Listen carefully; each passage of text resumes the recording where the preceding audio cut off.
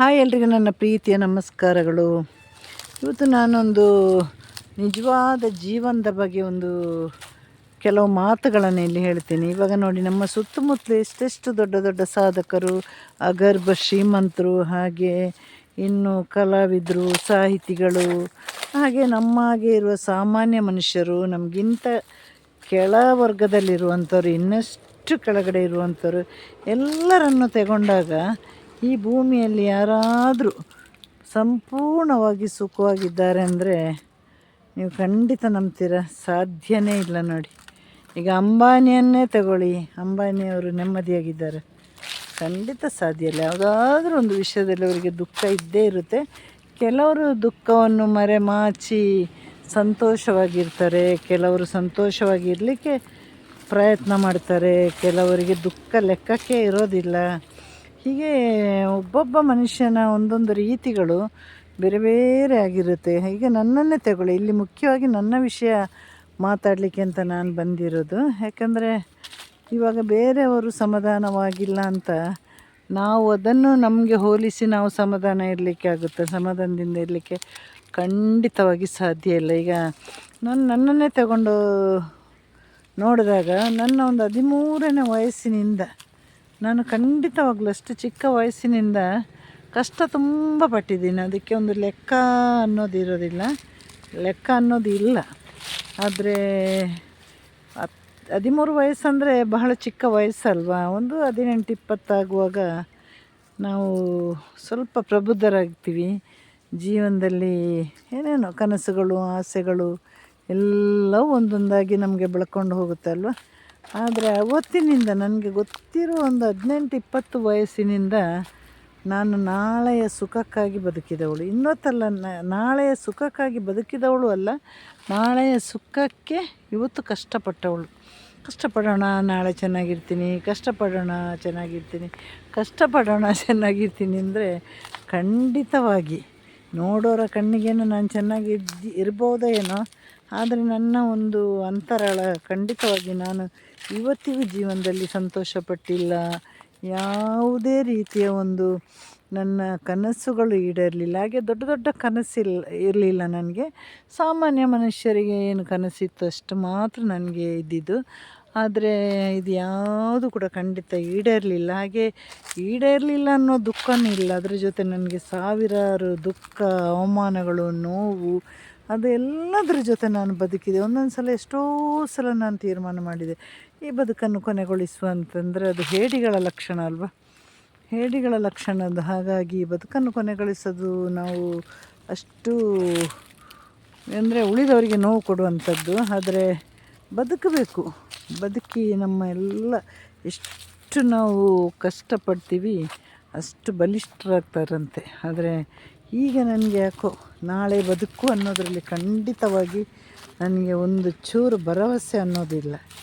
ನಾಳೆ ಬದುಕಲ್ಲಿ ನಾನು ನೆಮ್ಮದಿಗೋಸ್ಕರ ಈಗ ಬದುಕ್ತಾ ಇಲ್ಲ. ಈಗ ನಾನು ಆರೋಗ್ಯವಾಗಿರುವಷ್ಟು ದಿನ ಬದುಕೋಣ ಅಂತ ತೀರ್ಮಾನ ಮಾಡಿದವಳು. ಯಾಕೆಂದರೆ ಇನ್ನೂ ಒಂದು ಹೊಸ ನೆಮ್ಮದಿ, ಹೊಸ ಸಂತೋಷ, ಹೊಸ ಜೀವನಂತೂ ನನ್ನ ಜೀವನದಲ್ಲಿ ಹುಟ್ಟಲಿಕ್ಕೆ ಸಾಧ್ಯನೇ ಇಲ್ಲ ಅಂದರೆ ಸಾಧ್ಯನೇ ಇಲ್ಲ.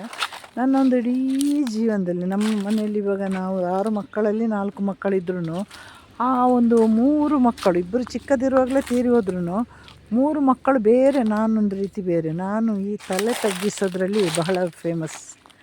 ಎಷ್ಟು ಆಗುತ್ತೆ, ಒಂದು ಭೂಮಿ ಬಂದು ಪಾತಾಳವರೆಗೆ ಹೋಗಲ್ವ, ಆ ರೀತಿ ನಾನು ಪಾತಾಳವರೆಗೆ ಬೇಕಾದರೂ ತಲೆ ತಗ್ಗಿಸಲಿಕ್ಕೆ ರೆಡಿ. ಯಾಕೆಂದರೆ ಯಾವುದಕ್ಕೂ ನಾನೇ ಹೆಚ್ಚು, ನನ್ನಿಂದಲೇ ಎಲ್ಲ, ಅಥವಾ ನಾನು ತಲೆ ತಗ್ಗಿಸೋದ್ರಿಂದ ಏನಾದರೂ ಒಳ್ಳೆಯದಾಗೋದಾಗಿದ್ದರೆ ಅದು ಖಂಡಿತ ಯಾವ ಮಟ್ಟಿಗೆ ತಲೆ ತಗ್ಗಿಸ್ಲಿಕ್ಕೂ ನಾನು ರೆಡಿ.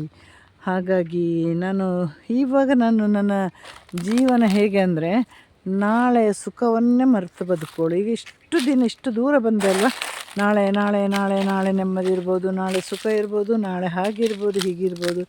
ಖಂಡಿತವಾಗಿ ಹೇಗೂ ಇಲ್ಲ. ದಿನದಿಂದ ದಿನಕ್ಕೆ ನನ್ನ ಜೀವನದಲ್ಲಿ ಕಷ್ಟಗಳು ಜಾಸ್ತಿ ಆಗೋದಲ್ಲದೆ ನನಗೆ ಯಾವತ್ತೂ ಕಷ್ಟಗಳು ಕಮ್ಮಿ ಆಗಿಲ್ಲ. ಹಾಗೆ ಏನು ಹೇಳೋದು, ಈಗ ಒಂದು ಭರವಸೆ, ಆಸೆ ಎಲ್ಲ ಬಿಟ್ಟು ಬದುಕ್ತಾ ಇದ್ದೀನಿ. ಹಾಗೆ ಅಂತೂ ನಿರಾಶೆ ಅಂತೂ ಖಂಡಿತ ಇಲ್ಲ. ಈಗ ನಮ್ಮ ಆಯುಷ್ಯ ಮುಗಿಯುವವರೆಗೆ ನಾವು ಹೋಗಬೇಕಲ್ವ. ನಗೋರ ಹತ್ರ ನಗ್ತೀನಿ, ಮಾತಾಡೋರ ಹತ್ರ ಮಾತಾಡ್ತೀನಿ. ಅದು ಬಿಟ್ಟರೆ ಇನ್ನು ಹೊಸ ಕನಸು, ಹೊಸ ಲೋಕ, ಹೊಸ ಒಂದು ಏನೋ ಜೀವನ, ಹೊಸ ಜಾಗ ಸುತ್ತಾಡೋದು, ಇದೆಲ್ಲ ಮರೀಚಿಕೆ ನನ್ನ ಜೀವನದಲ್ಲಿ. ಯಾಕಂದರೆ ಎಲ್ಲ ಪೂರ್ತಿ ಆಯಿತು, ಎಲ್ಲವೂ ಮುಗಿದೋಯ್ತು ಅಂತ ಒಂದೊಂದು ಸಲ ಅನ್ನಿಸ್ಬಿಡುತ್ತೆ ನನಗೆ. ಹಾಗೆ ಮತ್ತು ನನಗೆ ಎಲ್ಲರೂ ಹೇಳ್ತಾರೆ ಕಷ್ಟಪಟ್ಟವರಿಗೆ ಸುಖ ಇದೆ ಅಂತ. ಅದು ನಾನು ನಮ್ಮ ಒಂದು ಏನು ಹೇಳೋದು, ನಮ್ಮೊಂದು ತಾಯಿ ಮಕ್ಕಳು ಏನಿದ್ದೀವಿ ನಾವು, ಯಾವತ್ತೂ ನಾವು ಕಷ್ಟಪಟ್ಟು ಖಂಡಿತವಾಗಿ ಸುಖ ಪಟ್ಟಿದ್ದೇ ಇಲ್ಲ. ಒಂದೊಂದು ಸಲ ನಾವೇ ಮಾತಾಡ್ಕೊಂಡು ಬಿಡ್ತೀವಿ, ನಮಗೆ ಯಾವುದೋ ಜನ್ಮದ ಶಾಪ ಇರ್ಬೋದಾ, ಶಾಪಗ್ರಸ್ತ ಜೀವನನೂ ನಮ್ಮದು ಅಂತ ಎಷ್ಟೋ ಬಾರಿ ನಾನು ತಿಳ್ಕೊಂಡಿದ್ದೀನಿ. ಆದರೆ ಜೀವನ ಅಲ್ವಾ ಇದು, ತುಂಬ ಒಂದು 100, 200 ವರ್ಷನೋ 300 ವರ್ಷ ಬದುಕುವಂಥದ್ದಲ್ವಲ್ಲ. ಹೀಗೆ ದಿನಗಳು ಓಡ್ತಾ ಇರುತ್ತೆ, ಗಡಿಯಾರ ಪಟಪಟ ಅಂತ ಓಡುತ್ತೆ, ಹಾಗೆ ಹೋಗಿ ಹೀಗೆ ಬಂದು ಹೀಗೆ ಮುಗಿಯೋದ್ರಲ್ಲಿ ನಮಗೆ ವಯಸ್ಸಾಗ್ಬಿಡುತ್ತೆ, ಜೀವನ ಮುಗಿದು ಹೋಗುತ್ತೆ, ಎಲ್ಲನೂ ಮುಗಿದು ಹೋಗುತ್ತೆ ಅಲ್ವ. ಅಲ್ಲಿವರೆಗೆ ತಾಳ್ಮೆಯಿಂದ ಕಾಯೋಣ, ಅಲ್ಲಿವರೆಗೆ ನಾವು ಆರೋಗ್ಯವಾಗಿರಬೇಕಾದ್ದು ಮುಖ್ಯ. ಹಾಗೆ ನಾನೊಂದು ಭರವಸೆ ಇಲ್ಲದ ಒಂದು ಜೀವನ ನನ್ನದು. ಅದಕ್ಕೆ ನಾನು ಎಲ್ಲರ ಹತ್ರ ಹೇಳೋದು, ಈ ಜೀವನದಲ್ಲಿ ಬಹಳ ಕಷ್ಟ, ನೋವು, ಅವಮಾನ ಪಟ್ಟ ನಾವೇ ಬದುಕಿದ್ದೀವಿ. ಸಣ್ಣ ಸಣ್ಣ ವಿಷಯಕ್ಕೆ ದಯವಿಟ್ಟು ಯಾರು ಸೂಸೈಡ್ ಮಾಡಲಿಕ್ಕೆ ಹೋಗಬೇಡಿ. ನೋಡಿ, ನಮ್ಮನ್ನು ನೋಡಿ ಬದುಕಬೇಕು ನಾವು. ಯಾವ ರೀತಿಯಲ್ಲಿ ಅದು ಎಲ್ಲಿ ನಾವು ಸೋಷಿಯಲ್ ಮೀಡ್ಯಾದಲ್ಲೆಲ್ಲ ನಾವು ಅದನ್ನು ಹೇಳ್ಕೊಂಡು ಇರಲಿಕ್ಕಾಗಲ್ಲ ಅಲ್ವಾ. ಒಂದು ವೇಳೆ ಅದು ವೈರಲ್ ಆಯಿತು ಅಂದರೆ ಅದು ಎಲ್ರಿಗೂ ಕೂಡ ಬಹಳ ಕಷ್ಟ ಆಗುತ್ತೆ. ಹಾಗಾಗಿ ನಾನು ಪ್ರತಿಯೊಬ್ಬ ಒಂದು ಯುವ ಜನತೆಯಲ್ಲಿ ಕೂಡ ಹೇಳೋದಾಗಿ, ಇದನ್ನು ನೋಡಿದವರ ಹತ್ರ ಎಲ್ಲ ಹೇಳೋದು, ಸಣ್ಣ ಸಣ್ಣ ವಿಷಯಕ್ಕೆ ಹೋಗಿ ಏನೋ ಆತ್ಮಹತ್ಯೆ ಮಾಡೋದು, ಇಂಥದ್ದೆಲ್ಲ ಮಾಡಲಿಕ್ಕೆ ಹೋಗಬೇಡಿ. ಹಾಗೆ ಮಾಡಬೇಕಂದ್ರೆ ನಾವು ಇವಾಗ 100 ಬಾರಿ ಮಾಡಬೇಕಾಗಿತ್ತು. ಕಷ್ಟ ಬನ್ನಿ, ಜೀವನ ಬಹಳ ಚಿಕ್ಕದು.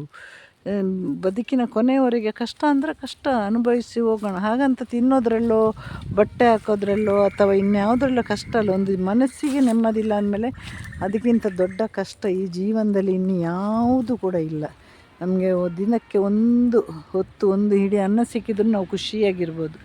ಯಾವಾಗ ಮನಸ್ಸಿಗೆ ನೆಮ್ಮದಿಲ್ಲ ಅಂದರೆ ಖಂಡಿತವಾಗಿ ನಾವು ಖುಷಿಯಾಗಿರಲಿಕ್ಕೆ ಸಾಧ್ಯವೇ ಇಲ್ಲ ಅಲ್ವಾ. ಈಗ ನೋಡಿ, ಚಿಕ್ಕ ಚಿಕ್ಕ ವಯಸ್ಸಿನವರು ಅಥವಾ ಒಂದು ಮಧ್ಯಮ ವಯಸ್ಸಿನವರಾಗಲಿ, ಸ್ವಲ್ಪ ವಯಸ್ಸಾದವರು, ಸ್ವಲ್ಪ ಏನೋ ಜೀವನದಲ್ಲಿ ನೋವು ಸಿಕ್ತಂದರೆ ತಕ್ಷಣವಾಗಿ ಏನೋ ಮಾಡಿಬಿಡ್ತಾರೆ. ಅದನ್ನು ಮಾಡಲಿಕ್ಕೆ ಹೋಗಬೇಡಿ.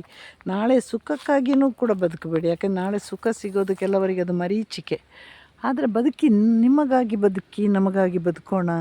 ಆರೋಗ್ಯ ಇರುವಷ್ಟು ದಿನ. ಆರೋಗ್ಯ ಇಲ್ಲ ಅಂದಮೇಲೆ ಮತ್ತೆ ನಾವು ಏನಾದರೂ ಮಾಡೋದಂದರೆ ಅದು ನಮಗೆ ಬಿಟ್ಟಿದ್ದು, ನಮ್ಮ ವಿವೇಚನೆಗೆ ಬಿಟ್ಟಿದ್ದಲ್ವ. ಹಾಗಾಗಿ ನಾನು ಹೇಳೋದು, ನಾಳೆಯ ಸುಖಕ್ಕೋಸ್ಕರ ಯಾರೂ ಬದುಕಬೇಡಿ. ನಿಮಗೋಸ್ಕರ ಬದುಕಿ, ನಮಗೋಸ್ಕರ ಬದುಕೋಣ. ಅಷ್ಟು ಬಿಟ್ಟರೆ ಕೆಲವರಿಗೆ ಜೀವನ ಪೂರ್ತಿ ಕಷ್ಟ ಇರುತ್ತೆ. ಅದು ಸುಖ ಅನ್ನೋದವರು ಬರೀ ಕನಸಲ್ಲಿ ಅಷ್ಟೇ ಕಾಣ್ತಾರೆ. ಯಾಕೆಂದರೆ ನನ್ನ ಜೀವನದಲ್ಲಿ ಕೆಲವರಿಗೆ ಕೆಲವು ರೀತಿಯ ವಿಷಯದಲ್ಲಿ ಸುಖ ಅಂತ ಅನ್ನಿಸ್ಬೋದು, ಕೆಲವು ವಿಷಯಗಳು. ಯಾಕಂದರೆ ಕೆಲವರಿಗೆ ಹಣ ಇದ್ದ ತಕ್ಷಣ ನಾವು ಖುಷಿಯಾಗಿರ್ತೀವಿ ಅಂತ ತಿಳ್ಕೊಳ್ತಾರೆ. ನನಗೆ ಅದಲ್ಲ. ಕೆಲವರಿಗೆ ಟೂರೆಲ್ಲ ಹೋದಾಗ ನಾವು ತುಂಬ ಹ್ಯಾಪಿಯಾಗಿರ್ತೀವಿ. ಕೆಲವರಿಗೆ ಸಂಬಂಧಿಕರೆಲ್ಲ ಸೇರಿ ಅಲ್ಲಿ ಇಲ್ಲಿ ಹೋದಾಗ ಖುಷಿ. ಅದು ನನ್ನ ಖುಷಿ ಆಗಲ್ಲ. ನನಗೆ ನೋಡಿ, ಮನಸ್ಸಿಗೆ ನೆಮ್ಮದಿ ಇದ್ದು ಒಂದು ಹೊತ್ತು ಊಟ ಸಿಕ್ಕಿದ್ದು ನಾನು ಅದನ್ನು ಖುಷಿಯಂತಲೇ, ದೊಡ್ಡ ಖುಷಿಯಂತಲೇ ಯೋಚನೆ ಮಾಡೋದು. ಹಾಗಾಗಿ ಅಂಥ ಖುಷಿಗಳು ನನ್ನ ಜೀವನದಲ್ಲಿ ಬರಲಿಲ್ಲ, ಮುಂದೆ ಬರುವುದೂ ಇಲ್ಲ ಅಂತ ಕೂಡ ನನಗೆ ಅನ್ನಿಸ್ತಾ ಇದೆ. ಯಾಕೆಂದರೆ ನಾನು ದೈವ ಭಕ್ತಿ ಅಲ್ಲ. ನಾನು ಸ್ವಲ್ಪ ದೇವರಲ್ಲಿ ಎಷ್ಟು ಬೇಕು ಅಷ್ಟನ್ನೇ ಇಡ್ತೀನಿ. ಹಾಗಂತ ನನಗೆ ದೇವರ ಮೇಲೆ ಯಾವ ಸಿಟ್ಟು ಕೂಡ ಇಲ್ಲ. ನಾನು ದೈವ ಭಕ್ತಿ ಅಂತೂ ನನಗೆ ಅತಿಯಾದ ದೈವ ಭಕ್ತಿ ಇಲ್ಲ. ಯಾಕೆ ನಾನೊಂದು ಹೇಳೋದು, ಚಿತ್ತವಿಲ್ಲದೆ ಗುಡಿಯ ಸುತ್ತಿದರೆ ಫಲವೇನು ಅಂತ ಒಂದು ಆ ರೀತಿಯಲ್ಲಿ ಹೋಗೋಳು. ಮತ್ತು ಇಲ್ಲಿ ನಿನ್ನ ನೆನೆವರು ಅಲ್ಲೇ ಮಂತ್ರಾಲಯ, ಇಲ್ಲಿ ನಿನ್ನ ಭಕ್ತರು ಅಲ್ಲೇ ದೇವಾಲಯ. ಈ ರೀತಿಯ ಕೆಲವರ ಒಂದೊಂದು ರೀತಿ ಅವರವರಿಗೆ ತಕ್ಕ ರೀತಿಯಲ್ಲಿ ಹೋಗ್ತಾ ಇರ್ತಾರಲ್ವ. ಕೆಲವರು ದೇವಸ್ಥಾನಕ್ಕೆ ಹೋದರೆ ಮಾತ್ರ ದೇವರಿದ್ದಾರೆ ಅಂತ ಇರ್ತಾರೆ, ಕೆಲವರು ಬೇರೆ ರೀತಿಯಲ್ಲಿ. ಆದರೆ ನಾನು ಹಾಗೆಲ್ಲ ಸಮಯ ಬಂದಾಗ ಕೂತಲ್ಲಿ ಎಲ್ಲ ಕೂತ್ರು ನಮಗೆ ದೇವರು ಕಾಣ್ತಾರಲ್ವ. ಹಾಗೆ ದೇವರಲ್ಲಿ ಅಂದಿನಿಂದ ಇಂದಿನವರೆಗೆ ನಮ್ಮದು ಯಾವುದೇ ಬೇಡಿಕೆಗಳು ಇರಲಿಲ್ಲ. ನಾನು ದೇವರಲ್ಲಿ ಅದು ಬೇಕು ಇದು ಬೇಕು ಅಂತ ಬೇಡಿದ್ದು ಬಹಳ ಕಮ್ಮಿ. ಹಾಗೆ ನನ್ನ ಇವತ್ತಿನ ವಿಡಿಯೋ ಇದಾಗಿತ್ತು. ಎಲ್ಲರೂ ಧೈರ್ಯವಾಗಿರಿ, ನಾಳೆ ಸುಖ ಬಂದರೆ ಅನುಭವಿಸಿ, ನಾಳೆ ಸುಖಕ್ಕೋಸ್ಕರ ಯಾರೂ ಬದುಕಬೇಡಿ. ನನ್ನ ಇವತ್ತಿನ ವಿಡಿಯೋ ನನ್ನ ಇದಾಗಿತ್ತು. ಹಾಗೆ ಒಂದೊಂದು ನನ್ನ ಸ್ವಂತ ವಿಷಯಗಳೊಂದಿಗೆ ನನ್ನ ವಿಡಿಯೋದ ಮೂಲಕ ಬರ್ತೀನಿ. ನಿಮ್ಮೆಲ್ಲರ ಸಪೋರ್ಟ್ ಪ್ರೀತಿ ಸಹಕಾರ ಇರಲಿ. ಎಲ್ರಿಗೂ ಟಾಟಾ ಬಾಯ್, ಸಿ ಯು, ಟೇಕ್ ಕೇರ್.